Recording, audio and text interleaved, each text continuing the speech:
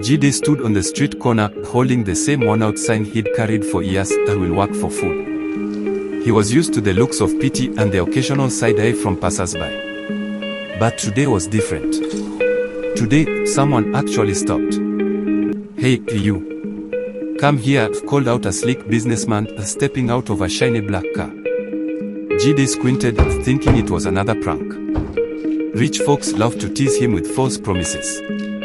But this man's face was serious. "What's your name?" the businessman asked, drying Jide's tattered clothes and dirty shoes.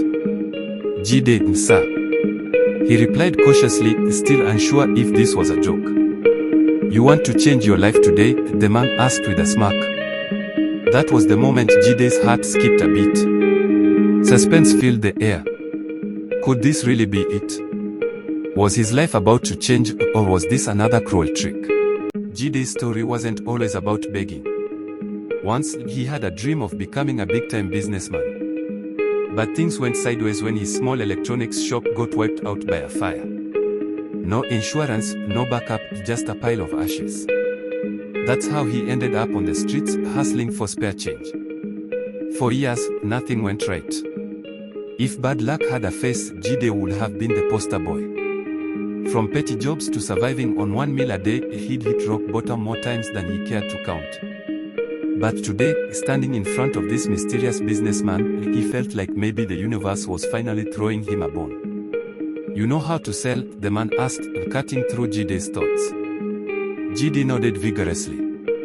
"I ran a shop before. I know how to talk to people." The man grinned. "Good. I've got a proposal. Work for me for 6 months. Sell as much of my product as you can, and you'll keep half the profits.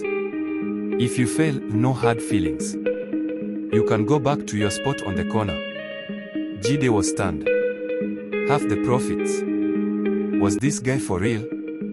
"What's the product?" Jide asked, his curiosity getting the better of him. The businessman leaned in closer and whispered, "Miracle mops." Jide blinked. Mops? This man wanted him to sell mops. Is this a joke? Jide asked, already feeling deflated. But the businessman only smiled wider. "The question is, do you want to stay poor, or do you want to give this a shot?" Jide didn't have much choice. He was tired of being laughed at, tired of hunger, and definitely tired of being invisible to the world. So, he shook the man's hand and agreed to the deal. 6 months later, no one could believe the transformation. Jide wasn't just selling miracle mops, he was selling them like his life depended on it, because it did. He'd hustle from dawn to dusk, knocking on doors, heating up markets, and even selling at church after Sunday service. People thought he was crazy at first. "Who buys mops?" they'd say. But Jide had charm, and he knew how to make people laugh. He'd make a show of mopping floors with flair, cracking jokes, and somehow convincing even the most skeptical customers that they needed a miracle mop in their lives. Before long, he wasn't just scraping by, he was making serious money. One day, he walked into the office of the businessman, the same man who had offered him a lifeline, and slapped down a check on the desk. "Here's your share," Jide said, trying to keep his voice steady, though he was grinning like a madman inside. The businessman looked at the check, then back at Jide. "I didn't think you'd actually pull it off." Jide laughed. "Neither did I." Years later, Jide didn't just stop at mops. He went on to start his own cleaning supply company, expanding into all kinds of household products. His story became the stuff of local legend, how a man who used to beg on the streets became one of the wealthiest entrepreneurs in town.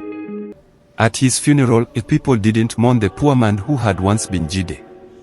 They celebrated the rich, successful man he became, the man who never gave up, even when all he had left was hope.